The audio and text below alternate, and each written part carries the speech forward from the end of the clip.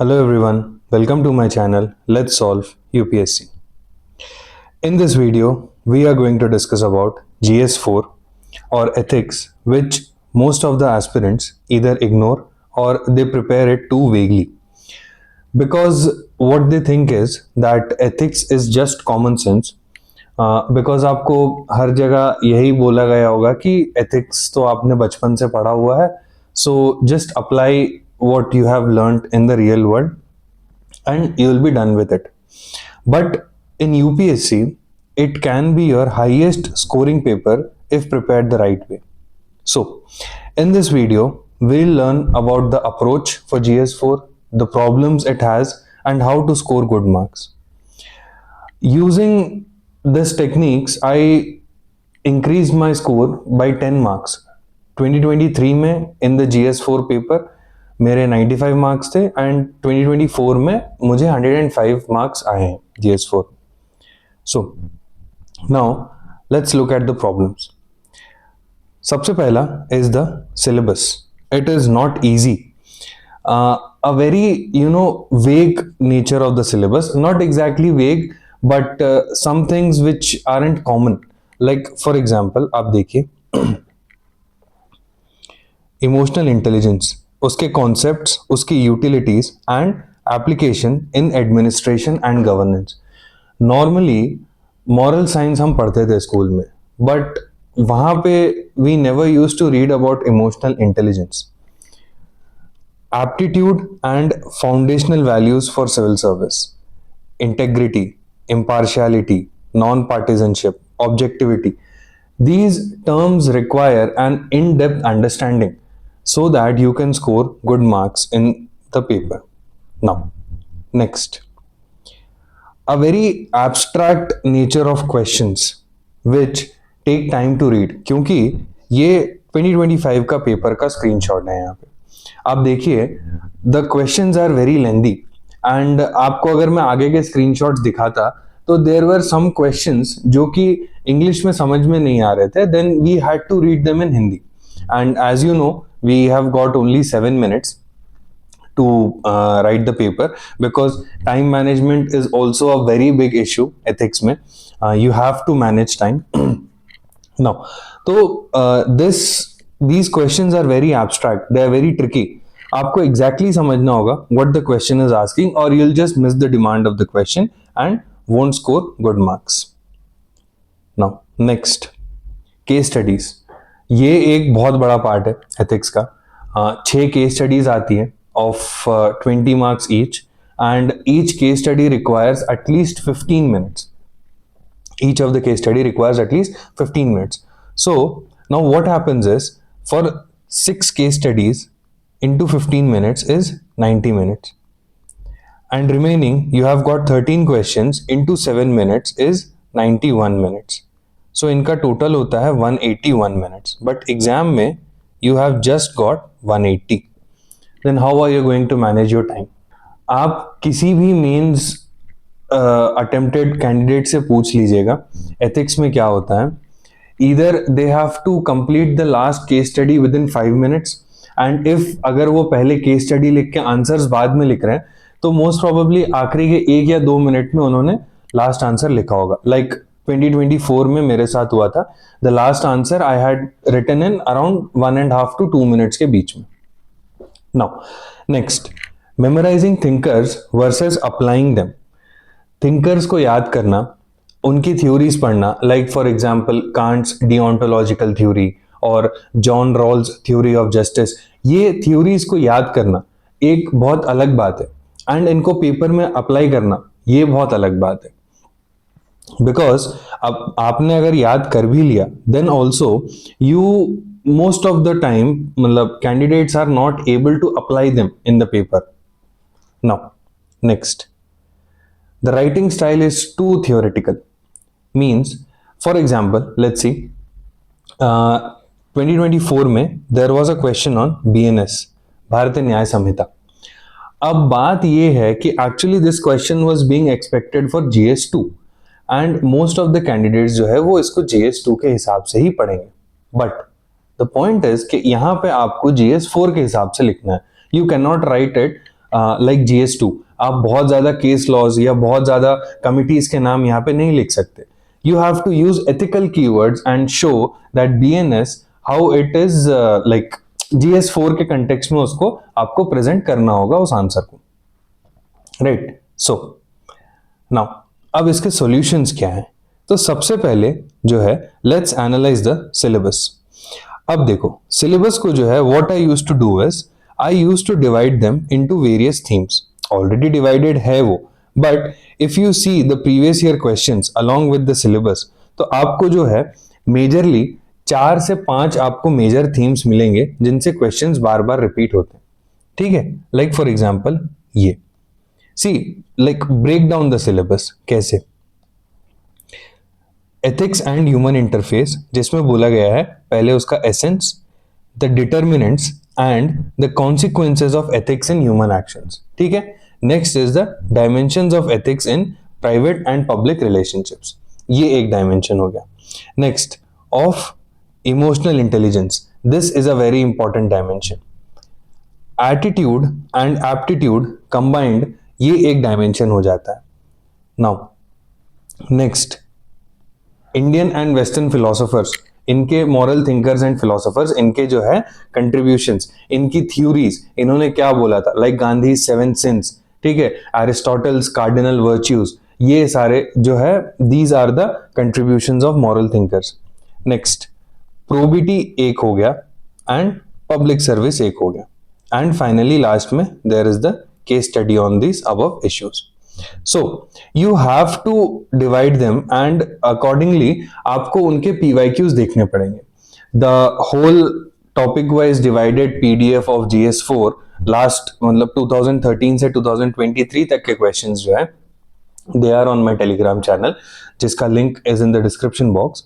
So आप वहां से जाके you can easily क्वेश्चंस को आप देख सकते हैं which are topic wise divided. वहां से it will be very easy for you to relate the question from the PYQs itself. Like for example, if I show you, one second, see, look at this question.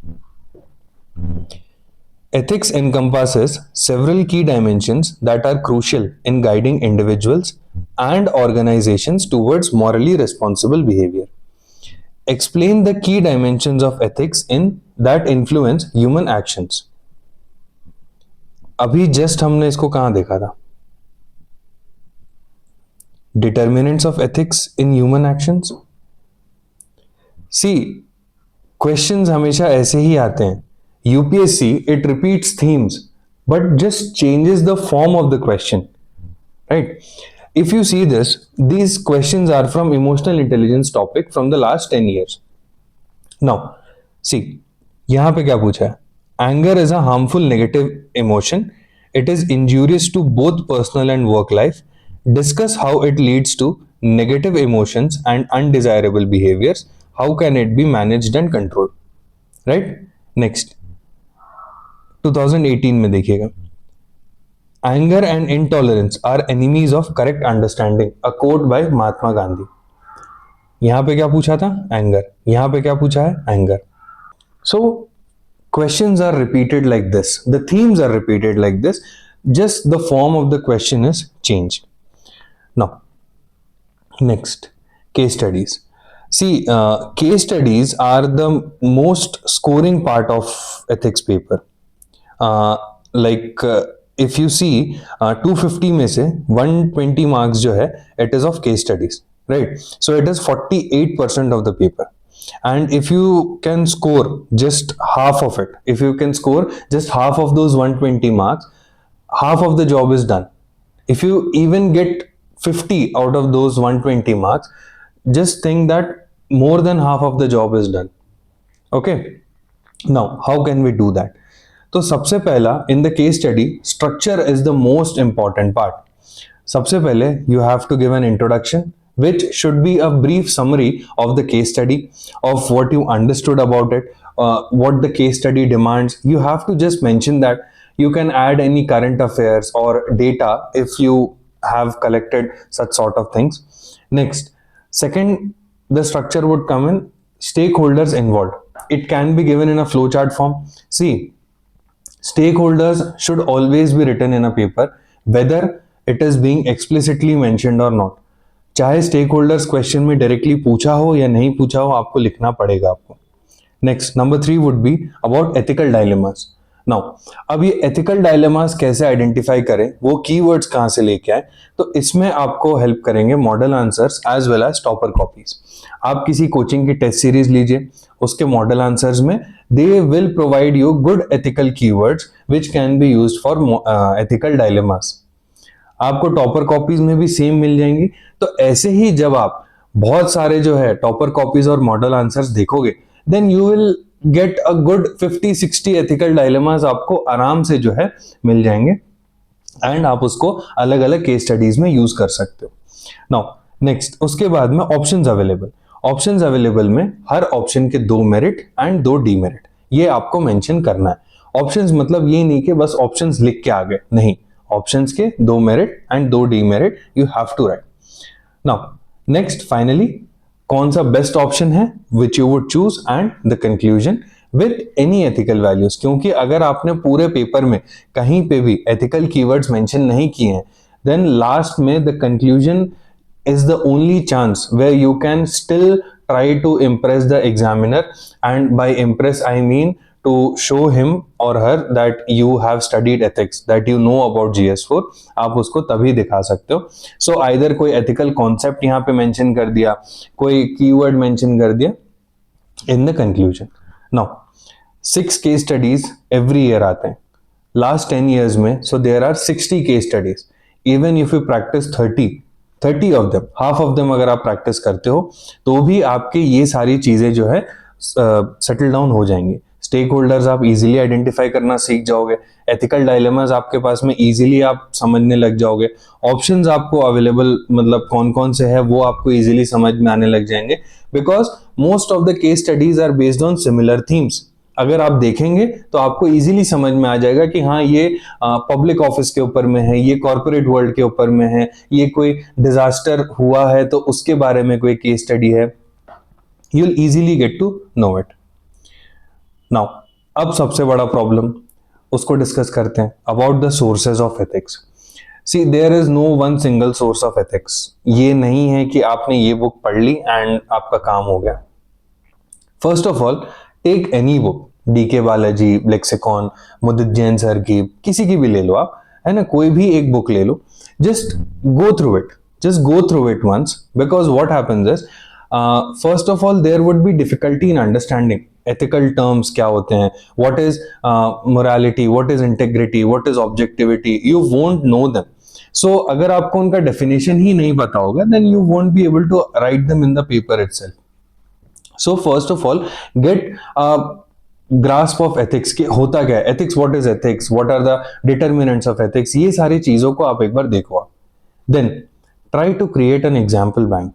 अब आपके example bank में क्या चीजें हो सकती हैं, आपके real life examples of administrators, of various leaders, of historical figures, इनके real life examples जो है आपको collect करने पड़ेंगे. कॉन्स्टिट्यूशनल एंड लीगल प्रोविजन से आपको यहाँ पे एग्जाम्पल बैंक में डालना पड़ेगा. लाइक फॉर एग्जाम्पल, अगर कभी क्वेश्चन आता है अबाउट पब्लिक अथॉरिटी और something, then you have to write about sections of RTI act, जहाँ पे पब्लिक अथॉरिटी के बारे में मेंशन किया गया है. Next, courts. अब कोर्ट्स कहाँ से कलेक्ट करेंगे, ये एक बहुत कॉमन प्रॉब्लम है जो मुझसे काफी लोग पूछते रहते हैं कि हम कोर्ट्स कहाँ से कलेक्ट करें. Just think, 3 quotes per year in every paper for the last 10 years, that is 30 quotes तो आपको यूपीएससी ने ही दे दिए. इसके अलावा there are quotes in the essay paper also. इसके अलावा you can get quotes from model answers as well as topper copies. तो you will have a good collection of 60-70 quotes which can be used across the papers. आप आराम से उसको अपने introduction में, conclusion में, कहीं पे भी आप उसको डाल सकते हो आप उसको. Next, practice answer writing well. Okay, don't overload the answer with theories and instead try to write in a natural language. मतलब ये नहीं कि आपने theories पढ़ी हैं तो बस उसको आप वहां पे लिख के ही आना है आपको, whether they are fitting in the answer or not, because it will lead to creation of a negative impression examiner के दिमाग में. उसको ये लगेगा कि पढ़ के आया है तो लिखना ही है, तो लिख दिया है। This is wrong, this should not be done. Try to write जो क्वेश्चन की डिमांड है, एक नेचुरल वे में लिखो, जैसे आप लिख सकते हो, जो आपको समझ में आ रहा है उसके अकॉर्डिंगली एथिकल कॉन्सेप्ट्स को वहां पे डालो, right. Next, learn 10 to 12 key thinkers and use them in the intro and conclusion। उनके कोट्स को ही, 10 to 12 जो की थिंकर्स हैं उनके कोट्स को, उनके एथिकल कॉन्सेप्ट्स को वहां पे आप यूज करो introduction and conclusion. And the last and the most important thing is read, practice and learn PYQs। Do that, take keywords from it, take quotes from them, themes, quotes का मैंने बताया ही था, 3 every year आ रहे हैं।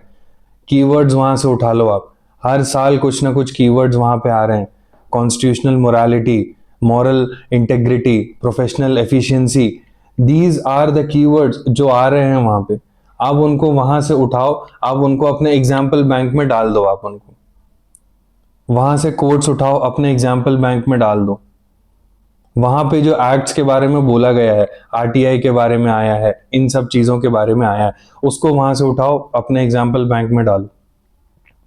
Just use them. And जब आप PYQs को बार बार लिखने लग जाओगे, you will be able to tackle almost 50 to 60% of the paper, बहुत इजीली आप टैकल कर लोगे। एंड 60% ऑफ द पेपर को अगर आप इजीली टैकल कर पा रहे हो, that means easily you will score 110 plus in ethics. Okay, now, तो जैसा कि मैंने बोला था, the topic wise PDF of the ethics questions are in my Telegram channel and the link to this channel is in the description box. Please आप एक बार जाके उसको जरूर देखना। PYQs, आई नो ज्यादा टाइम नहीं है लिखने का, but still try to brainstorm it, try to at least brainstorm the PYQs in 2 to 3 minutes, max 2 to 3 minutes, उससे ज्यादा प्लीज मत टाइम लीजिएगा। ब्रेनस्टॉर्म देम, पॉइंट्स सोचिए, एग्जाम्पल सोचिए, इंट्रो कंक्लूजन के बारे में सोचिए। It would help you score a very good marks in ethics. And thank you, all the best for your mains. I will see you soon.